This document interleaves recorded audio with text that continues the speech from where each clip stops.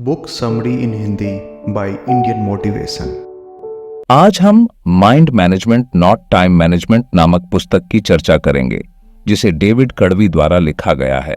पुस्तक एक कहानी के साथ शुरू होती है ताकि आप समझ सकें कि यह पुस्तक और इसका संक्षेप आपके लिए कितनी मददगार हो सकते हैं।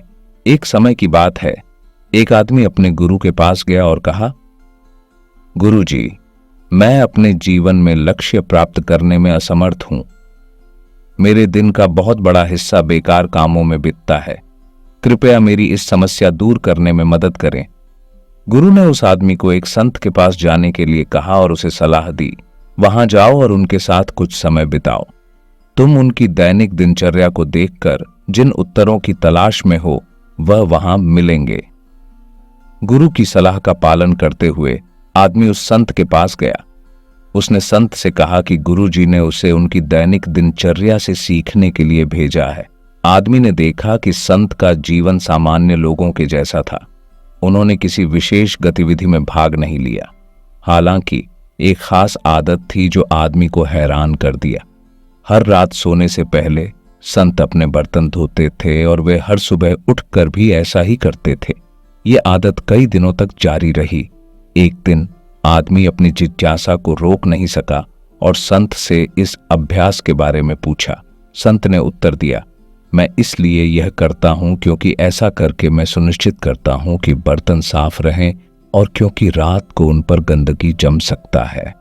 उसी तरह तुमने अपने मन को विभिन्न अनावश्यक विचारों से भर दिया है, जिससे तुम अपने लक्ष्यों पर ध्यान केंद्रित करने में बाधित हो रहे हो। इस समस्या को सुलझाने के लिए संत ने सुझाव दिया कि आदमी को हर रात सोने से पहले अनावश्यक विचारों को दूर करना चाहिए और सुबह जागने के बाद सतर्कता का अभ्यास करना चाहिए। इस तरीके से वह अपने विचारों के प्रति अधिक जागरूक हो सकता है और उन्हें प्राथमिकता दे सकता है जो उसके लक्ष्यों को प्राप्त करने में मदद करेंगे।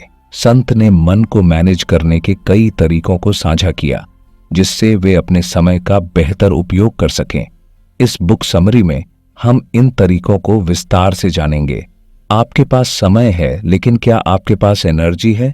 आपने टाइम मैनेजमेंट के लिए विभिन्न तरीकों का प्रयास किया है, लेकिन क्या कभी सोचा है कि जितना अधिक समय आप बचाते हैं उतना ही कम समय लगता है? आपको थकावट, तनाव और थकान महसूस होने से टाइम मैनेजमेंट और भी कठिन हो सकता है। अब बताई हुई कुछ महत्वपूर्ण बातों पर ध्यान दें। अपनी रूटीन को छोड़ दें। पूरे दिन में जो काम पूरा करने में लगता था वह सिर्फ 5 मिनट में करें। बिना डिस्ट्रैक्ट हुए टेक्नोलॉजी की पूरी शक्ति का उपयोग करें। अपने अगले बड़े आइडिया को खोजने के लिए अनप्रिडिक्टेबल एक्टिविटी करें। इस बुक समरी को हम 6 अलग अलग अध्यायों में समझेंगे। तो आइए शुरू करते हैं। दिमाग का प्रबंधन, माइंड मैनेजमेंट। हम हमारा दिन कैसे गुजारते हैं, यह हमारी मानसिक ऊर्जा पर वास्तविक रूप से निर्भर करता है। उदाहरण के लिए, जब हम कोई काम शुरू करते हैं तो इस पर पूरी तरह से ध्यान केंद्रित होने में काफी समय लगता है। हालांकि अगर हम माइंड मैनेजमेंट तकनीकों के बारे में जागरूक हैं तो हम बहुत सारा समय बचा सकते हैं। आप सभी को अपने कार्यों को आसान और कम पीड़ादायक बनाने के लिए रचनात्मक होने की आवश्यकता है। जब आपके पास रचनात्मक दृष्टिकोण होता है तो आप अपने मन के विभिन्न घटकों को जोड़ रहे होते हैं। यह सब कुछ काफी अचानक होता है और कुछ ही पलों में आप कुछ इन घटकों को मिला देते हैं, जिससे एक दृष्टि और एक शानदार विचार आता है। मूल रूप से ये विचार उसी तरह है जैसे कि एक मेज का हल करना, जहां आपको समाधान पाने से पहले विभिन्न रास्तों को नेविगेट करना होता है। टाइम मैनेजमेंट सभी के लिए आसान नहीं है। हालांकि जब हम स्वाभाविक रूप से यह समझते हैं कि यह सही नहीं है, तो हम टाइम मैनेजमेंट के बजाय माइंड मैनेजमेंट पर अधिक ध्यान केंद्रित करें। इस तरीके से आप अपने कार्यों पर बेहतर ध्यान केंद्रित कर सकते हैं। माइंड मैनेजमेंट के 3 जरूरी सवाल अगर आप सचमुच जानना चाहते हैं कि आपके दिमाग में क्या हो रहा है और आप अपने समय का सही तरीके से उपयोग करने में क्यों संघर्ष कर रहे हैं, तो खुद से इन 3 महत्वपूर्ण सवालों का उत्तर पूछें। ओट, अभी मुझे किस प्रकार का काम करना चाहिए?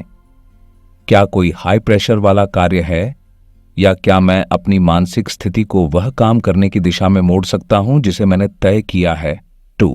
अभी मेरी मानसिक स्थिति कैसी है? क्या मैं इस कार्य को अब भी करने के मूड में हूं? 3. क्या मैं कुछ ऐसा कर सकता हूं ताकि मैं अपनी मानसिक स्थिति को सही दिशा में ला सकूं? खुद से इन सवालों को पूछें और अपने उत्तर खोजें। ऐसा करके आप अपने मन को मैनेज कर सकते हैं।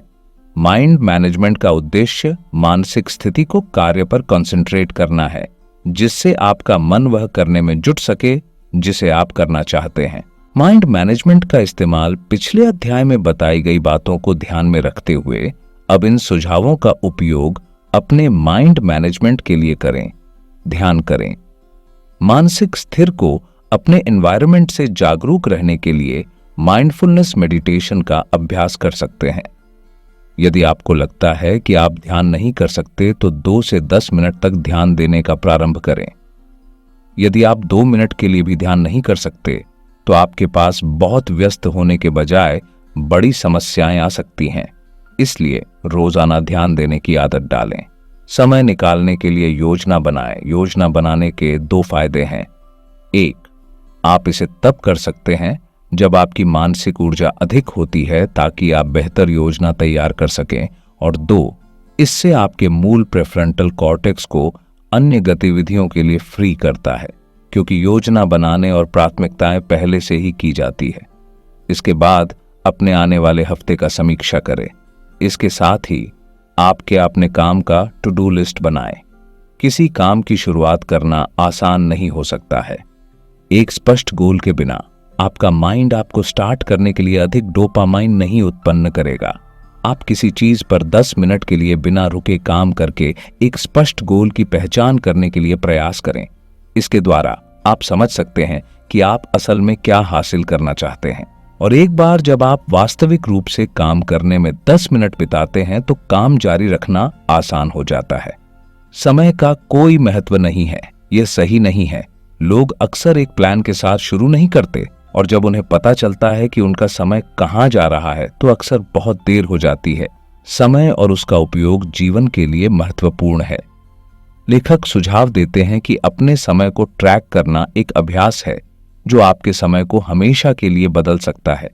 यह पहले में अजीब लग सकता है, लेकिन यह संभव है। अपने समय का सही तरीके से उपयोग करने पर ध्यान दें ताकि आपकी स्थिर और स्पष्ट प्रगति हो सके। आइए अब इस किताब में सीखे हुए लेसन्स को एक बार दोहराते हैं। 1. टाइम मैनेजमेंट की बजाय माइंड मैनेजमेंट पर अधिक ध्यान दें।